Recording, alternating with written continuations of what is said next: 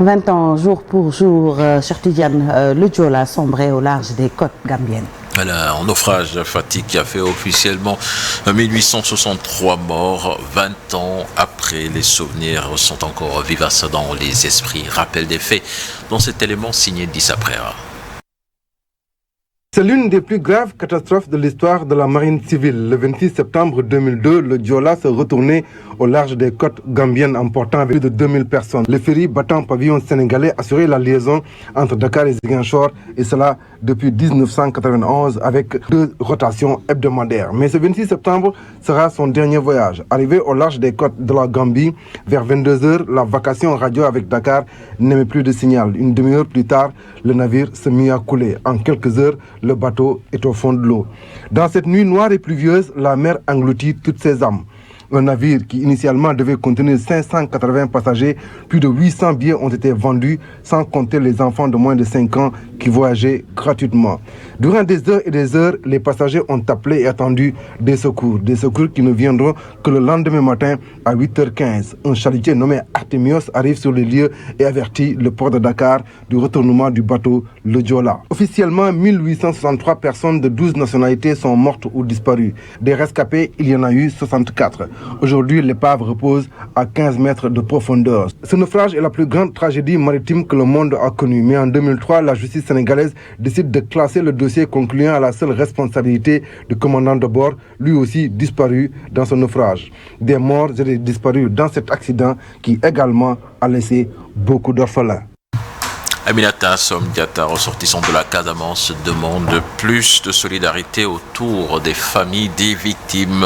L'ancien ministre du Commerce était parti se recueillir au cimetière Canten où beaucoup de victimes du Diola ont été inhumées. Je vous propose de l'écouter. Je voudrais surtout, à l'endroit des jeunes et des femmes, leur dire qu'il faut être résilient puisque c'est un événement très douloureux, mais il faut aller de l'avant. Il est important également que tous les fils et filles de la région se mobilisent autour des familles des victimes puisque c'est un événement très douloureux et chacun doit le sentir dans sa chair. Aujourd'hui, il faut que nous tous, nous tirions les leçons du drame. Et puis parlons politique à présent. Aminata Touré va présenter sa démission du groupe parlementaire Benno Bokk Yakaar ce lundi, Cheikh Tidiane. Et elle va quitter ce groupe parlementaire. L'ancien Premier ministre se fixe comme ambition la présidentielle de 2024. La tête de liste de la coalition présidentielle lors des dernières élections législatives demande au chef de l'État de ne pas se risquer pour un 3e mandat. Compte rendu de sa conférence de presse signée Habib Faye et Alioune Diagne. Elle n'est pas passée par 4 chemins. Aminata Touré crache sur le 3e mandat. Son principal désaccord avec le chef de l'État. C'est la question du 3e mandat. Impossible. Impossible juridiquement, impossible moralement. Ce que les Sénégalais n'avaient pas accepté il y a 10 ans, comment peut-on imaginer une seule seconde qu'ils l'accepteront en 2024? À l'Assemblée nationale, elle compte y rester, mais va présenter sa démission du groupe parlementaire Benno Bokk Yakaar. Elle compte rester députée à l'Assemblée nationale pour défendre les intérêts exclusifs du peuple sénégalais et en toute liberté. Je ferai donc dès demain une lettre au président de l'Assemblée nationale pour l'informer que je me libère du groupe parlementaire Benno Bokk Yakaar pour devenir député non inscrit. Mimi se dit prête pour la présidentielle de 2024. J'y pense encore plus intensément à 2024. Aminata Touré ne cache plus ses ambitions politiques face à ses détracteurs et les invite à plus de responsabilités. Le président Macky Sall d'abord aussi respecté cadeau. Puis les hostilités à l'encontre de la tête de liste de la coalition Benno Bokk Yakaar lors des dernières élections législatives continuent de plus belle.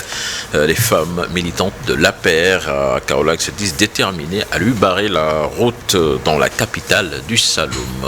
Nous écoutons Maria Magnas Sissé, responsable APR, des propos recueillis par Faligay. Mimi déclare toujours mériter le poste de président de l'Assemblée nationale. Parce qu'elle a parcouru 5175 km. À quoi sert ce marathon?